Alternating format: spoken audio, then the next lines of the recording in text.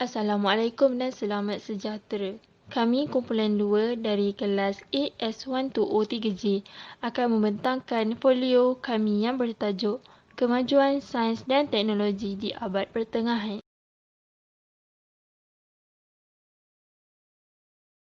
Assalamualaikum warahmatullahi wabarakatuh. Nama saya Nur Hafida. Saya daripada 3J. Pada hari ini saya akan membentangkan kertas kerja daripada kumpulan 2. Pendahuluan pada zaman pertengahan iaitu abad 5 ke 15 merupakan zaman kegemilangan bagi umat Islam, namun merupakan zaman kegelapan bagi bangsa Eropah.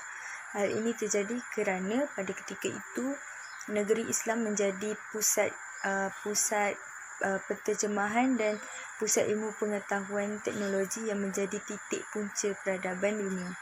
Bermula daripada pimpinan Nabi Muhammad sehingga ke Khulafa' Ar-Rasyidin dan kemudian sistem monarki yang mewujudkan dinasti kekhalifahan negeri Muslim. Terdapat beberapa faktor yang menjadikan zaman pertengahan sebagai zaman kegemilangan umat Islam. Antaranya ialah dorongan daripada agama Islam itu sendiri yang disampaikan oleh Nabi Muhammad. Hal ini demikian kerana Al-Quran iaitu kitab suci umat Islam yang banyak menyebut supaya umatnya menimba dan mempelajari ilmu yang ada di atas muka bumi, sehingga kan terdapat beberapa hadis Nabi yang sahih menyatakan bahawa setiap umat Islam itu wajib menimba ilmu. Contohnya, talab al-ilmu faridlah ala kulli muslim wal muslimah. Menuntut ilmu itu wajib bagi setiap muslim dan muslimah. Hadis riwayat Ibnu Majah dan dinilai sahih oleh Syekh Albani dalam Sahih wa Da'if Sunan Ibnu Majah nombor 222. Pada itu, dorongan pemimpin juga menjadi salah satu faktor penting yang menjadikan zaman pertengahan sebagai zaman kegemilangan umat Islam. Hal ini kerana pemimpin tersebut yang mendorong supaya ilmu ini disebarkan. Contohnya, pada zaman dinasti Abbasiyah, Khalifah Harun Ar-Rasyid telah memberikan gaji yang tinggi kepada para ilmuwan, membiayai penterjemahan buku-buku falsafah dari Yunani kuno dan mendirikan Bait al-Hikmah iaitu rumah kebijaksanaan. Yang menjadikan zaman pertengahan ini zaman kegemilangan umat Islam iaitu pendidikan hak sama rata.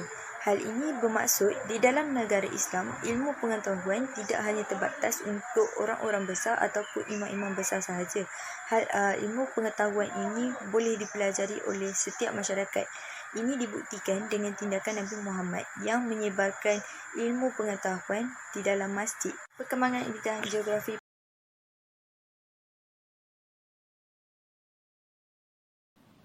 Assalamualaikum dan selamat sejahtera. Saya Nur Atika Ashiki binti Muhammad Nasharuddin dari kelas AS120-3G. Perkembangan bidang perubatan pada abad pertengahan. Doktor Islam yang pertama dipercayai adalah Nabi Muhammad SAW sendiri atas sebab beberapa hadis berkaitan perubatan diciptakan oleh baginda. Beberapa sahabat Nabi mengatakan sesetengah penyakit juga dapat dirawati dengan mengikut nasihat perubatan Nabi Muhammad. Seterusnya, menurut beberapa hadis dalam Sahih Al-Bukhari, Sunan Abi Daud dan Al-Muwatta, tiada penyakit yang Allah telah ciptakan kecuali yang Dia telah menciptakan rawatannya. Oleh yang demikian, kepercayaan bahawa terdapat rawatan untuk setiap penyakit telah menggalakkan umat Islam awal untuk terlibat dalam kajian bayu ubat dan mencari rawatan untuk setiap penyakit yang telah diketahui pada ketika itu. Kebanyakan pengarang awal perubatan Islam adalah ahli ulama daripada physicians dan telah ada amalan perubatan tradisional ketika Nabi Muhammad SAW seperti yang telah dijelaskan dalam Al-Quran dan hadis. Sebagai contoh, terapi tidak memerlukan seseorang pesakit itu untuk melalui sebarang tata cara pembedahan. Banyak tokoh serta cendekiawan telah membuat kajian dan menterjemahkan karya-karya serta menerbitkan The Canon of Medicine. Salah seorang physician tabib Muslim telah membuat banyak kemajuan dan sumbangan terhadap perubatan. Antaranya bidang anatomi, microbiologi, pergigian, bedah, alam sekitar, zoologi dan lain-lain lagi. Pada zaman pertengahan, hospital-hospital telah dibina di semua bandar utama. Pada ketika itu, Hospital terawal yang ditubuhkan yang digelar bimaristan oleh doktor-doktor Muslim di mana setiap pesakit disambut dan dijaga dengan baik oleh pekerja yang layak. Hospital juga bukan hanya dibina untuk yang sakit sahaja, tetapi juga untuk yang mempunyai masalah akal. Kecekapan untuk doktor, jururawat, peraturan, ketulinan ubat, interns dan tata cara pembedahan yang maju amatlah penting bagi hospital-hospital di dunia Islam. Seterusnya, ensiklopedia perubatan pertama telah ditulis dengan 7 bahagian oleh Ali bin Salraban Al-Tabari. Kemudian, pelbagai jenis ensiklopedia dan buku telah diterbitkan oleh ilmuwan Islam ketika itu. Penggunaan matematik dalam perubatan juga telah berkembang yang khususnya dalam bidang farmakologi. Kesimpulannya, pelbagai kemajuan dari segi perubatan pada zaman pertengahan telah memberi impak yang besar buat masa kini. Tanpa penyelidikan ilmu dan usaha gigih para cendekiawan dan doktor-doktor Islam terawal dahulu, maka kita tidak akan dapat merasa segala kemudahan perubatan yang ada sekarang ini.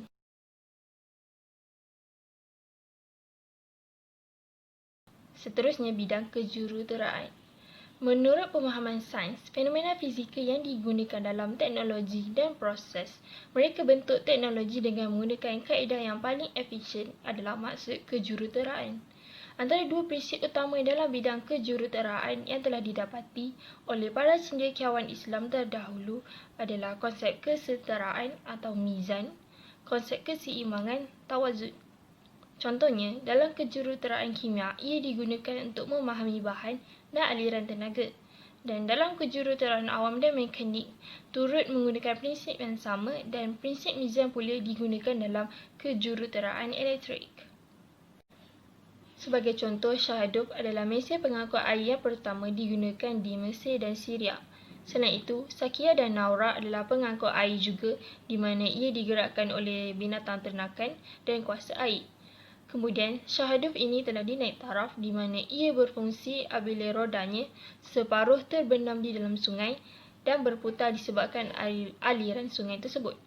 Silinder piston juga telah dihasilkan sebagai alat mengepam air dengan menggunakan roda berskop oleh Taqi al-Din.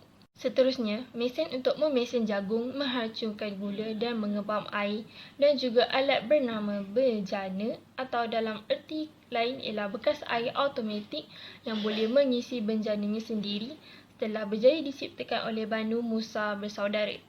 Sementara itu, sumbangan besar yang lain terhadap perkembangan teknologi Islam adalah pembinaan Masjid Al-Aqsa di Jerusalem dan Masjid Umayyad di Damaskus. Jalan raya dan jabatan terusan dengan tujuan untuk menghasilkan pengangkutan yang lebih cepat berbanding pengangkutan darat dan teknologi air bawah tanah untuk kegunaan pertanian dan perumahan serta agar dapat mengelakkan penguapan air di padang pasir yang panas. Sebagai kesimpulan, semua ini berjaya dilaksanakan atas usaha keras jurutera-jurutera Islam terdahulu. Antara faktor perkembangan teknologi adalah kerana ajaran agama Islam itu sendiri mendorong umatnya untuk menimba ilmu. Faktor kedua adalah keperluan untuk meningkatkan taraf kehidupan orang-orang Islam pada ketika itu. Oleh itu, ia berjaya membentuk budaya dan tamadun Islam yang gemilang dan tinggi. Maka, umat Islam perlulah melengkapkan diri dengan pelbagai ilmu yang bermanfaat.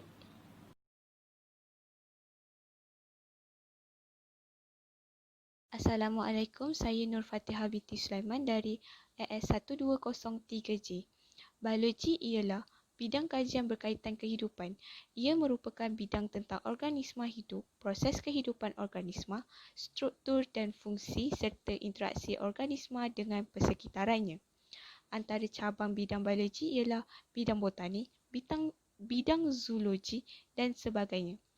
Pada abad pertengahan, satu kajian tentang evolusi biologi berkaitan dengan haiwan telah dikembangkan oleh seorang tokoh biologi yang terkenal iaitu Al-Jahiz. Berdasarkan pemerhatian terhadap haiwan vertebrata dan serangga, beliau mendapati bahawa terdapat mekanisme utama yang mempengaruhi kehidupan sesuatu haiwan. Antara mekanisme utamanya ialah perjuangan seekor haiwan untuk hidup dengan membiak dan bagi mengelakkan diri dimakan haiwan lain. Seterusnya, pengaruh faktor persekitaran terhadap haiwan yang membawa kepada pembentukan ciri-ciri baru dalam haiwan bagi kekal hidup. Akhirnya, transformasi sesuatu spesies kepada satu spesies yang baru apabila ciri-ciri baru yang telah dibentuk berjaya membuatkan seekor haiwan kekal hidup, ia akan diwarisi kepada keturunan mereka. Evolusi ini telah menjadi salah satu kandungan dalam kitab Al-Hayawan yang juga merupakan kitab yang menceritakan lebih dari 350 jenis haiwan. Pada abad ke-9 Masihi, teori rantai makanan telah diselidik bagi membuktikan haiwan perlukan makanan untuk kekal hidup. Dalam kitaran rantai makanan, terdapat haiwan yang diburu dan memburu. Rantai makanan mestilah bermula dari pengeluar yang merupakan organisma yang membuat makanan sendiri. Seterusnya, consumer primer, consumer sekunder, consumer tertiary dan akhirnya akan dikompos oleh bakteria. Kitab Al-Jami' fi Al-Adwiyah Al-Mufradah merupakan komplikasi yang mengumpulkan tentang 1,400 tumbuhan, makanan dan ubatan. Kitab ini merupakan karya daripada ahli biologi Andalusia Arab Abu Al-Abbas Al-Nabati dan 300 daripada tumbuhan yang terdapat dalam kitab Al-Jami' fi Al-Adwiyah Al-Mufradah ialah hasil penemuannya sendiri. Kitab ini merupakan komplikasi terhebat dalam bidang botani. Selain itu, Materia Medica juga telah diperkenalkan dalam perkembangan bidang farmakologi. Materia Medica merupakan kajian berkenaan dengan dadah bagi merawat penyakit. Selain itu, teknik empirik juga diperkenalkan, iaitu teknik yang dipraktikkan dalam eksperimen secara pemerhatian, tindak balas dan bukan daripada teori. Melalui teknik empirik ini, laporan yang tidak sah akan dipisahkan dan akan dibuat kajian semula melalui eksperimen pemerhatian sedang. Perkembangan bidang biologi telah membawa kefahaman tentang proses kehidupan organisma dan membuktikan kuasa Allah yang menakjubkan. Kajian yang telah ditemui banyak memberi kelebihan kepada kita pada masa kini dalam mempelajari bidang biologi dengan lebih mendalam. Ia juga dapat membuktikan bahawa perkembangan dalam biologi yang dibuat oleh umat Islam sekaligus membuatkan Islam dipandang tinggi dan disanjungi.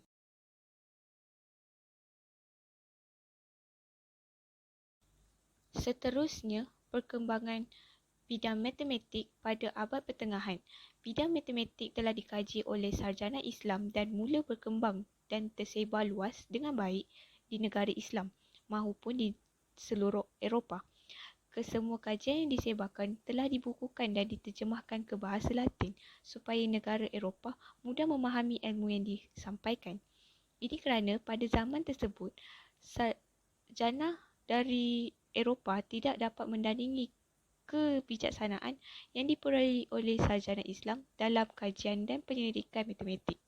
Bidang matematik juga merupakan salah satu bidang yang amat penting dalam cabang ilmu Islam dan sains. Antara kajian yang telah berkembang pada abad pertengahan ialah konsep asas matematik dalam sistem angka, yang pada asalnya adalah sistem angka Hindu tetapi telah diperbaharui dengan kewujudan angka sifar dan dikenali sebagai Arabic numeral. Apabila ia berkembang ke Eropah, ia digunakan sebagai kalender bagi menentukan tarikh-tarikh penting seperti perayaan secara peranakulan. Selain itu, sistem operasi seperti tambah, tolak, darab dan bahagi telah dikembangkan dengan penciptaan simbol khas bagi menjadikan cara operasi matematik lebih sistematik dan praktikal untuk digunakan dalam pengiraan terutamanya dalam sektor perniagaan. Seterusnya, sistem algebra juga telah berkembang bagi membantu dalam penyelesaian masalah umat Islam dalam segi perniagaan dan pembahagian harta. Ia merupakan operasi matematik melibatkan pemboleh ubah yang mewakili nombor. Algebra terdiri daripada penyelesaian masalah persamaan kuadratik yang melibatkan kuasa 2 dengan melalui kaedah segi 4. Selain itu, algebra memainkan peranan penting dalam menentukan persamaan garis lurus dan ia juga telah berkembang dengan diaplikasikan ke dalam ilmu geometri bagi mengetahui nilai sudut sesuatu bentuk. Ilmu geometri juga telah berkembang dengan diperkenalkan oleh sarjana Islam dalam cara yang mudah difahami. Dalam penyebaran kajian trigonometri ini ke Eropah, penggunaan terma dalam trigonometri yang dahulunya berasal dari perkataan Arab juga telah diubah suai seperti sin dan sinus yang juga membawa maksud yang sama. Bidang matematik telah membawa pelbagai impak dalam pembentukan pelbagai bidang masa kini.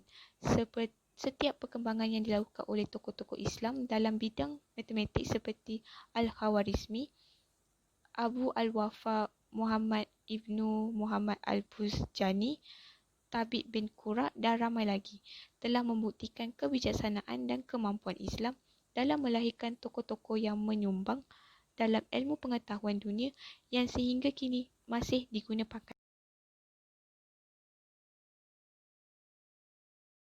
Assalamualaikum warahmatullahi wabarakatuh. Nama saya Nordina Alisha binti Abdul Wahid dan dari kelas AS103J. Hari ini saya akan membincangkan tentang perkembangan bidang fizik pada abad pertengahan. Ilmu fizik adalah ilmu yang sangat luas dan mengkaji bagaimana alam semesta berfungsi. Ia menerangkan tentang gerakan objek, pengiraan kelajuan cahaya, penentuan kalender dan pantulan cahaya. Contoh fenomena alam yang berlaku di sekeliling kita yang boleh dikaitkan dengan fizik ialah pembiasan cahaya, panjang bayang-bayang yang berubah dari pagi hingga ke petang dan gerhana matahari. Yang kajian yang mendalam yang telah dilakukan oleh tokoh-tokoh Islam dengan penuh dedikasi telah mewujudkan beberapa hukum dan konsep baharu yang boleh dilakukan dalam kehidupan seharian kita. Contohnya, konsep asas fizik seperti graviti, jirim, ruang dan ilmu hidrostatik telah ditemui oleh seorang tokoh yang berwibawa iaitu Al-Biruni. Seterusnya, konsep gerakan dan prinsip inersia yang juga menjadi asas kepada ilmu fizik ini juga telah ditemui oleh seorang ahli fizik yang bernama Al-Haytham.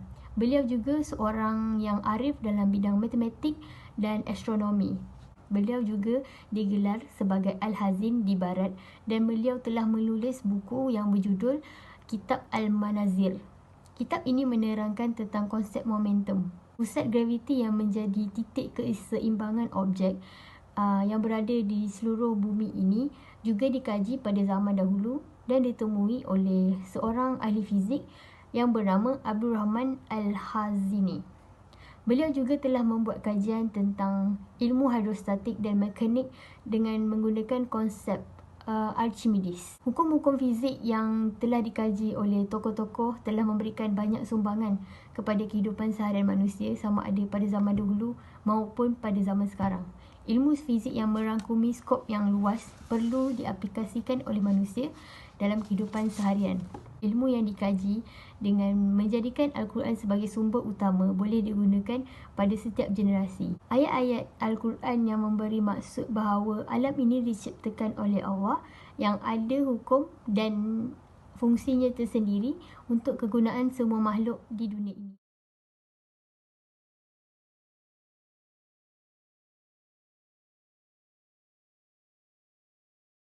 Perkembangan kimia pada abad pertengahan.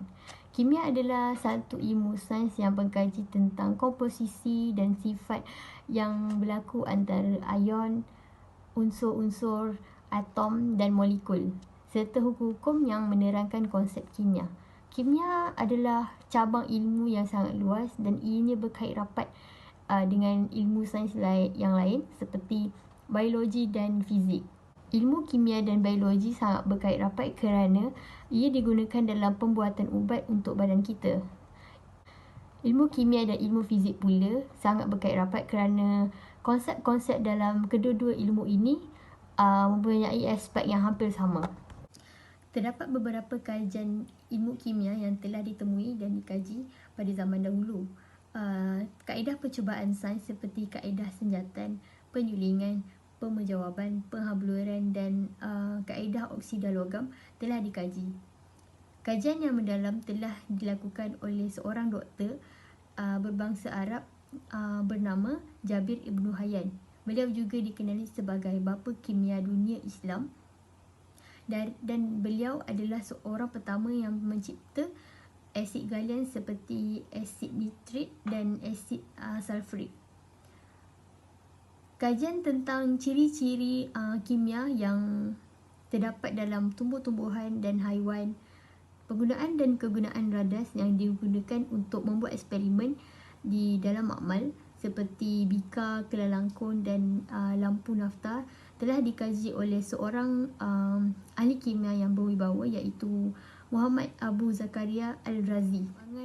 Ilmu kimia ini sangat luas sehingga kan pembuatan minyak wangi menggunakan kaedah dalam kimia juga dianggap sebagai salah satu contoh perkembangan ilmu kimia. Sebagai contoh, minyak atar diasingkan daripada minyak patinya daripada bunga dengan menggunakan kaedah penyelingan. Ini dikaji oleh seorang ahli kimia dan juga seorang ahli teknologi sejarah iaitu Al-Hasan. Kesimpulannya, ilmu kimia ini sangat luas dan secara tidak langsung ia berada di sekeliling kita tanpa kita sedar.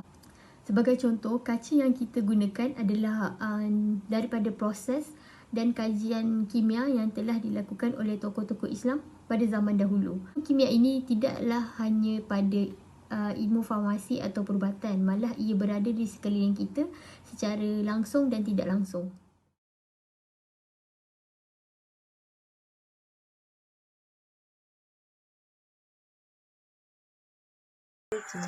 Kembangan bidang astronomi pada abad pertengahan.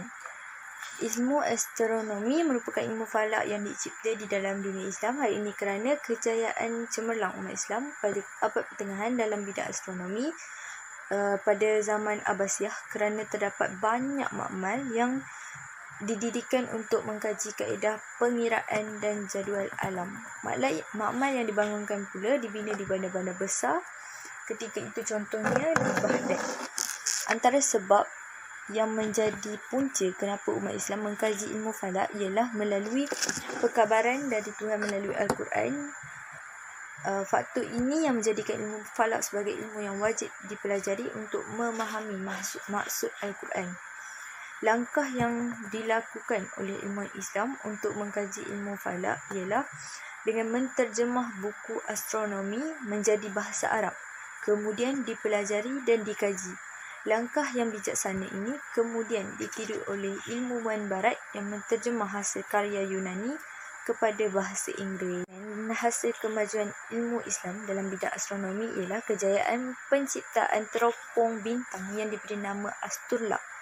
Kemudian pelakaran ilustrasi bintang-bintang yang dilakar oleh ilmuwan Islam bernama Abdul Rahman As-Sufi. Hasil lakaran beliau telah diiktiraf sebagai masterpiece of astronomy yang diakui oleh ilmuwan barat bernama George Sutton. Selain daripada itu, Abu Said Al-Sijzi telah berjaya mencipta Asturlab dan memberi kenyataan bahawa bumi yang mengelilingi matahari dan bukan matahari yang mengelilingi bumi. Faktor lain yang menyebabkan ilmu astronomi berkembang dan dikaji ialah disebabkan oleh ibadat-ibadat yang ditentukan oleh musim-musim tertentu.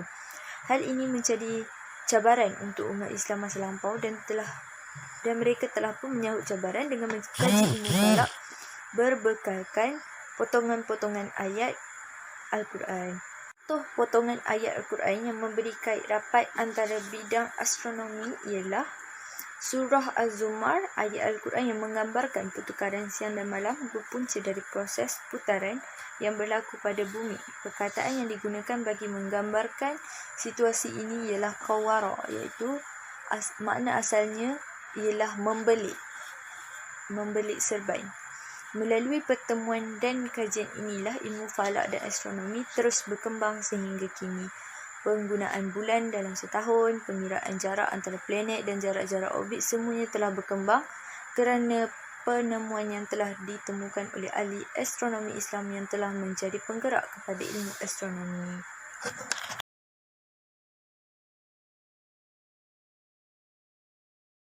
Perkembangan bidang geografi pada abad pertengahan. Ilmu geografi dianggap sebagai bidang terpenting di dalam agama Islam kerana melalui ilmu geografi, kiblat yang menjadi petunjuk arah untuk menunaikan ibadah bagi umat Muslim dapat dipastikan. Selain daripada itu, Mekah yang menjadi pusat menunaikan ibadah haji dan umrah juga dapat dikenal pasti. Penguasa terbesar ketika itu yang bernama Harun al-Rashid telah mendorong para ilmuwan untuk menterjemah ilmu ke dalam bahasa Arab. Pada ketika itu terdapat juga buku yang menceritakan tentang ilmu geografi dan bermula daripada situlah ilmu geografi ini dapat dikaji. Para ilmuwan ketika itu bukan hanya menterjemah, mereka telah mengkaji, menambah baik dan mengkombinasi ilmu geografi yang sedia ada yang berkembang luas di Mesir, India dan Persia. Ilmu mengenai geografi ini terus diterokai dan dipelajari sehingga mencapai tahap pemetaan kawasan dan kosmografi. Disebabkan kemajuan ilmu yang telah dikembangkan ini, batu atau miles digunakan untuk mengukur jarak kawasan. Menurut ilmuwan barat, Al-Biruni telah memperkenalkan cara untuk mengira ukuran bumi dengan menggunakan kaedah triangulation. Al-Biruni jugalah yang dapat menjumpai ukur radius bumi yang ketika itu ilmuwan barat belum mampu untuk mengiranya. Penghasilan ilmu hasil kajian geografi semakin giat dijalankan dan berkat dorongan dari pemimpin besar, Khalifah Al-Ma'mun memerintahkan untuk mewujudkan peta dunia dengan membiayai segala kos untuk berlayar mengelilingi bumi. Tujuannya ialah untuk menyebarkan agama dan ilmu Allah. Peta glob yang pertama telah berjaya dihasilkan pada tahun 830 Masihi, dikembangkan lagi dengan penulisan kitab geografi yang berjudul Surah Al-Ard, Morfologi Bumi, yang dihasilkan oleh Al-Khawarizmi. Pada abad ke-12, peta dunia pertama telah berjaya dicipta oleh ahli geografi Muslim yang bernama Al-Idrisi.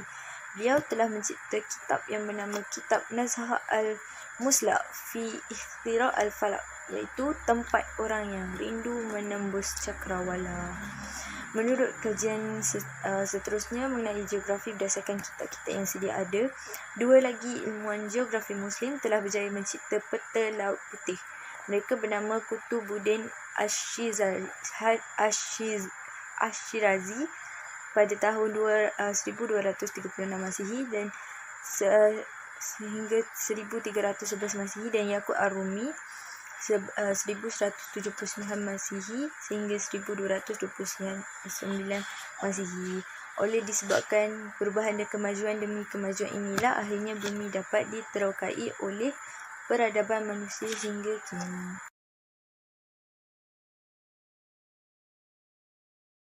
Isu semasa. Dalam era globalisasi ini, semua maklumat hanyalah di hujung jari. Tidak dapat disangka lagi kemajuan sains dan teknologi yang telah membawa suatu perubahan kehidupan buat masyarakat kini. Namun, ada antara ciptaan dan penemuan sains dan teknologi yang lahir dari akal manusia tersasar daripada tujuan sebenar. Hal ini kerana tidak mematuhi garis panduan yang telah ditetapkan dalam Islam yang juga boleh mendatangkan kemudaratan buat masyarakat, negara dan bumi ini. Kini, kita dapat lihat pelbagai jenis ciptaan yang canggih, sebagai contohnya, dalam teknologi pertahanan yang mampu melindungi negara daripada musuh. Dalam pada itu, adakah kita sedar bahawa alat-alat perang tersebut boleh memusnahkan dunia seperti alam sekitar dan banyak nyawa juga terkorban di ketamakan manusia sendiri. Sebagai contohnya, uji kaji penggunaan bom atau senjata api akan memusnahkan alam sekitar seperti pencemaran dan kemusnahan habitat haiwan juga. Seterusnya, kemudahan teknologi maklumat dan komunikasi telah memudahkan setiap lapisan masyarakat dalam mendapatkan maklumat serta berkomunikasi antara satu sama lain dengan sangat mudah.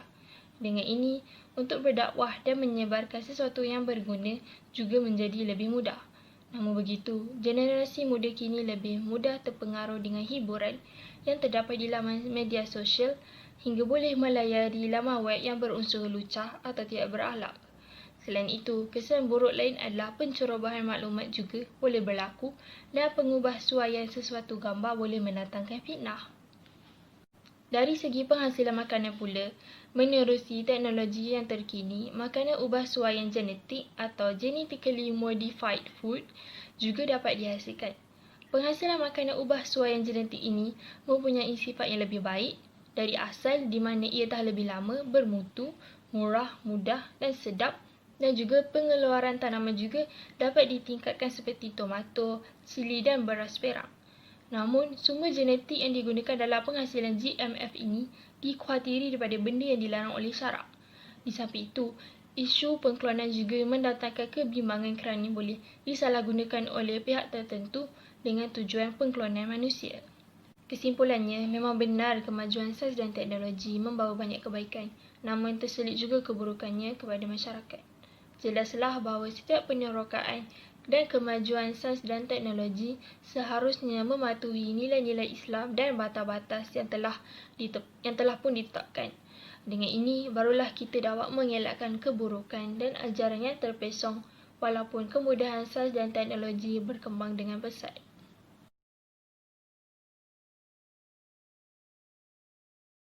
Ilmu-ilmu yang telah dikaji oleh tokoh-tokoh Islam pada zaman dahulu banyak membantu dalam perkembangan teknologi pada zaman kini. Sains dan teknologi telah berkembang dengan luas di tamadun Islam pada tahun kira-kira 10 ke 15 Masihi.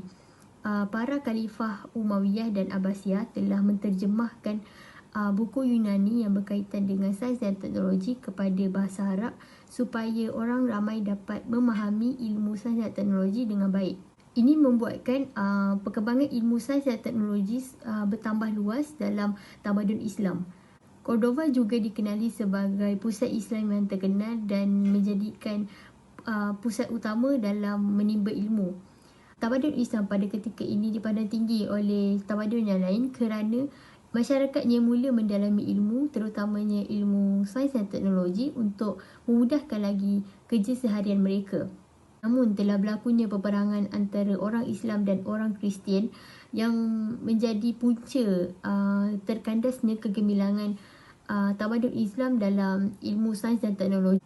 Kejatuhan Empayar Islam ini telah membuatkan karya saintis dan ilmuwan Islam telah musnah dan hancur kerana mereka terpaksa mengaku sebagai dirinya Kristian untuk menyelamatkan diri mereka. Tetapi ilmu sains dan teknologi ini tidak boleh dibiarkan tergantung begitu sahaja. Pada zaman kini, ilmu sains dan teknologi berkembang dengan luas dan tanpa kita sedar, ia berada di sekeliling kita. Ilmu yang telah diperkenalkan pada zaman dahulu telah dimajukan dan diinovasikan untuk menjadikan teknologi sebagai satu benda yang boleh memudahkan lagi kerja seharian kita. Adanya kemajuan ini, lahirlah pakar-pakar yang handal dalam bidang sains dan teknologi pada generasi sekarang. Kemajuan sains dan teknologi ini boleh menjadikan ekonomi sesebuah negara akan menjadi lebih maju dan moden, terutamanya negara Islam. Konklusinya, ilmu sains dan teknologi sangat penting dalam kehidupan manusia kerana aplikasi dan kaedah yang terkandung dalam ilmu-ilmu ini boleh mengubah corak kehidupan umat sejagat.